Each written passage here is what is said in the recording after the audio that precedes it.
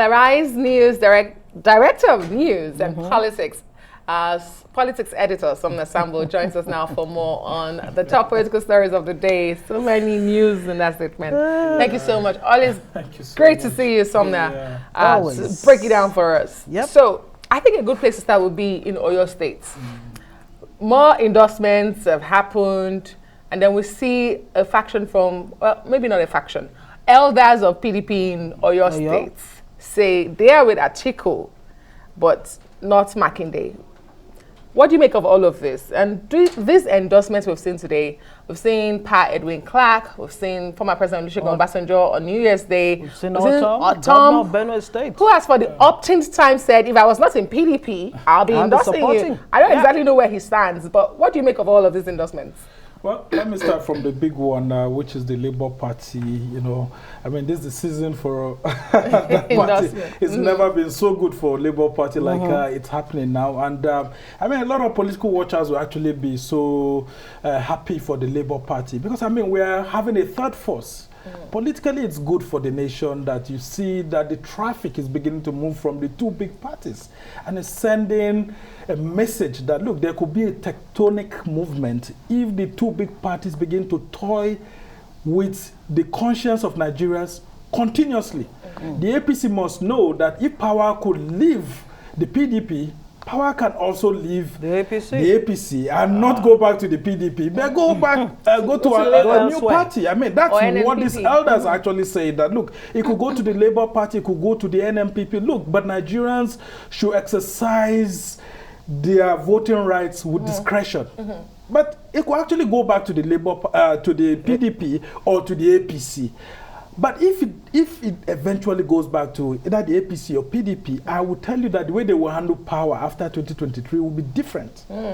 Because here's a Labour Party that no one gave an opportunity. I mean, you can see, just like you had the Labour Party senatorial candidate, many of them are just newcomers into the party. This was a party that, I mean, a lot of people didn't know there are women leaders or a lot of, but I mean, people are beginning to come out and say, look, I want to contest under this. And then you can see this endorsement coming from an Obasanjo, a two-term civilian president and one-term military head of state, someone who understands Nigeria like the palms of his hand. Yes, endorsements politically, if you look at an Obasanjo, you say, yes, he may not be able to deliver his polling unit to a Peter Obi, just like he's been saying. But look, nationally, you can't toy with an Obasanjo because his influence pervades not just Nigeria, but outside the country. And if there's trouble, not just in Nigeria, but other parts of the world, there's no how Obasanjo will not be there. So his endorsement is good. The endorsement of Edwin Clark is very, very good,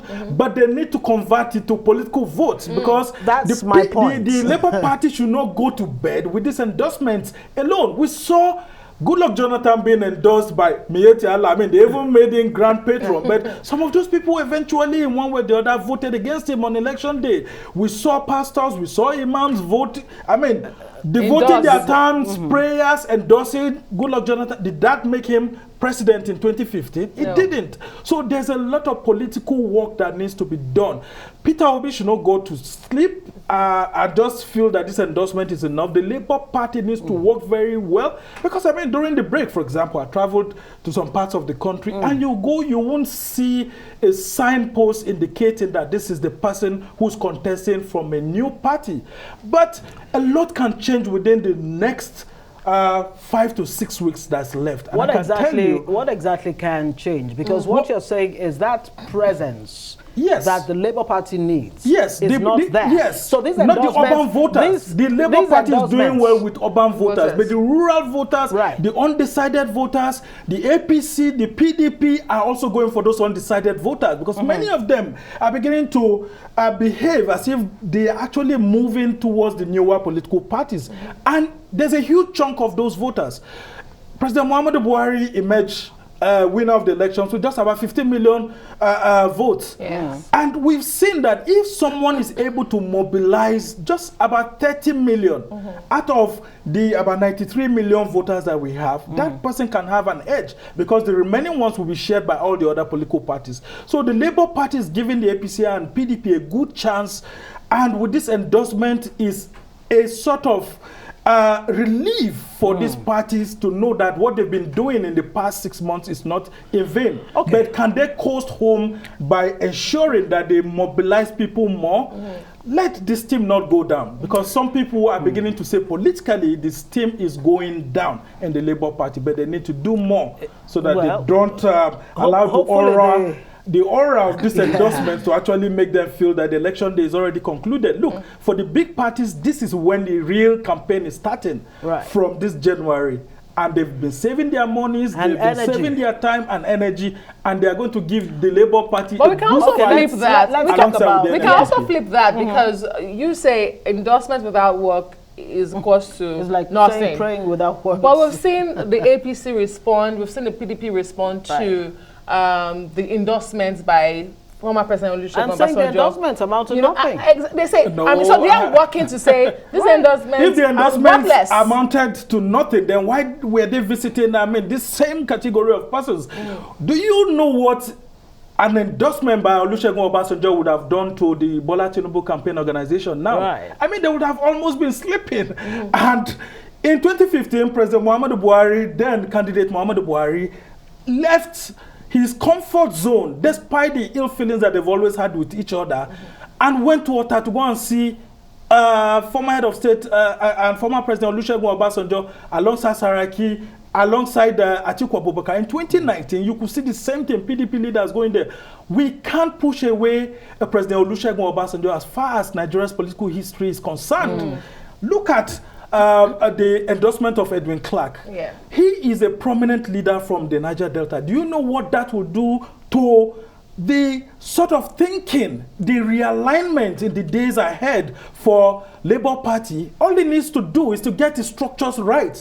That's where Labour Party is not getting it right. It's continuously saying that the issues of structures are not necessary. It is necessary, and that's why you need 177,000 persons to be polling agents for you everywhere on election day. As a matter of fact, Peter Obi is saying, look, the structures are exactly what we want to pull down and build new structures that may not necessarily look like the same structures. Can you show me one country where that has been done? Maybe he's redefining what structure means. It's not there. But let's talk about Makinde very, very quickly. He's one of the G5, right? And you have Ortom, lining up behind Peter Obi.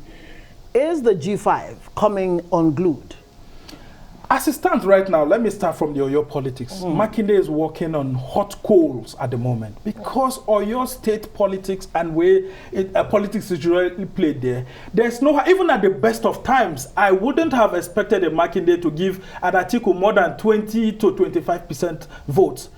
So with this that's going on and the division that's there, I don't see people like, the Akinjide family, they've always been glued to the PDP for a long period of time. Her father has always played conservative politics right from the Second Republic of the NPN and all of that. Look, these people will always be there to support Atiku Abubakar because he has a foothold. Elder Wole Oyelese, who is the former minister. These are thick and thin PDP players. And with the way things are going, if you look at the body language of Governor Seyi Makinde, you will know that he himself is not so comfortable being a member of the G5 because he's afraid that without these people, look at Teslim Folarin, who is the governorship candidate of the APC. He used to be in the PDP. All he needs is for Makinde to make a mistake, and he will just grab it, call some of his former colleagues in the PDP, and they will support him.